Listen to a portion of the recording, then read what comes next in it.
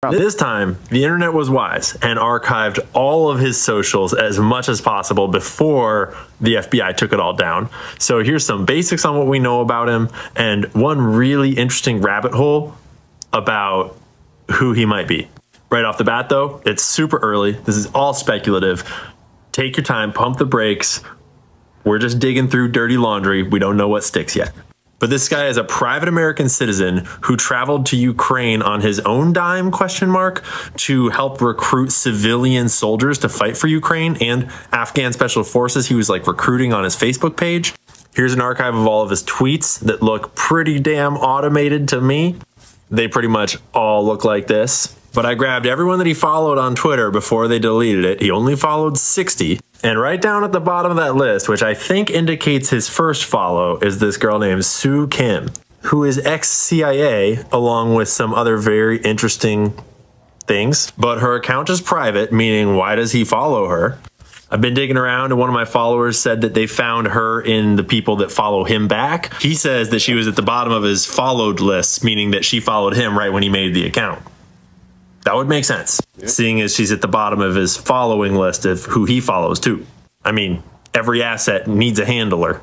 And when you go through some of these other affiliations here, you get what is essentially the CIA training grounds at Johns Hopkins University. It explores the relationship between politics and the many kinds of military power, from the use of terror by small non-state groups to the threatened use of nuclear weapons. Its director is John McLaughlin, who is literally an ex-acting director of the CIA and ex-deputy director of the CIA, 3-decade career at the CIA. David is third on the list of people at the top of this institution at the university. 30-year career in Army Special Forces, various special operations, invading various countries, as well as Operation Enduring Freedom. You get the idea. Anyways, Rand Corporation. That's a military-industrial complex think tank, kind of like the Atlantic Council. And LMI org, yeah, that's like a military-industrial complex education and training program as well. Preliminary findings on the internet when you search our homeboy, the shooter, show his arrest record, including in 2002, possession of weapons of mass destruction, class F felony. Yeah, that sounds like some operative shit to me. This is a photo of the weapon he used and the setup he had. People are speculating it looks an awful lot like, you know, Russian-Ukrainian class of rifle. He's doing these weird recruitment ops in Ukraine for civilians. Well, he's like posting on his Facebook all the time to like no followers about how he's recruiting hundreds of civilians to fight for Ukraine. Like, posting for like Afghan special forces to contact him so they can come fight in Ukraine. But he's like just a random citizen from Hawaii. And one of the 60 people he follows is this CIA gal that allegedly follows him back. That looks an awful lot like a handler or a contact. Gotcha. Gotcha. And the game keep calling me. Can't escape the voices cause they all in me, all with me. Go. That's that nigga, you know what I'm saying? He's doing his thing. Welcome back to the channel. G-Mac back with some thoughts, with some opinions, with some reactions. Like, subscribe, comment if you like the content. And with that said, let's take this walk.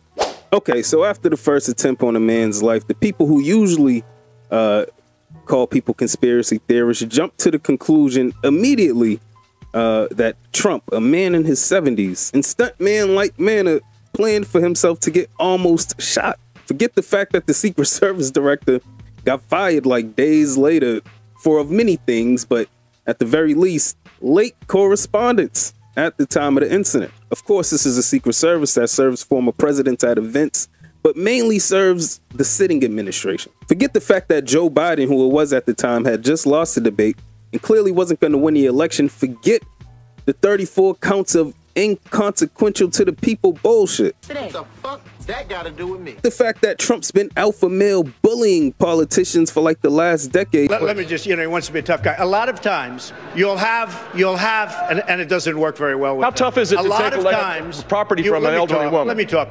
Quiet. How tough is it? A lot of times,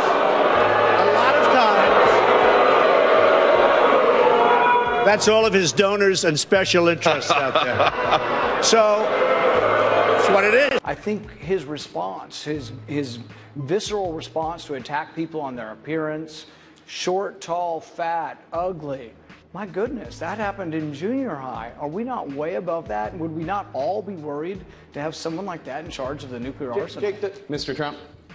I never attacked him on his look, and believe me, there's plenty of subject matter right there. That I can tell you.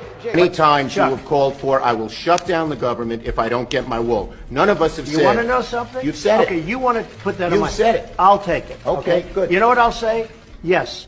If we don't get what we want, one way or the other, whether it's through you, through a military, through anything you want to call, I will shut down the government. Okay, absolutely. fair enough. And I am proud, and I'll tell you what, I am proud to shut down the government for border security, Chuck, because the people of this country don't want criminals and people that have lots of problems and drugs pouring into our country. So I will take the mantle.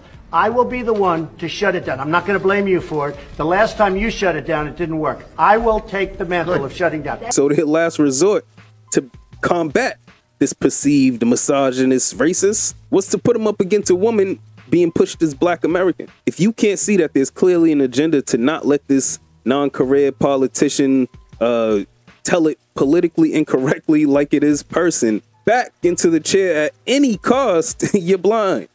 Stevie Wonder motherfucking Ray Charles Siamese twin.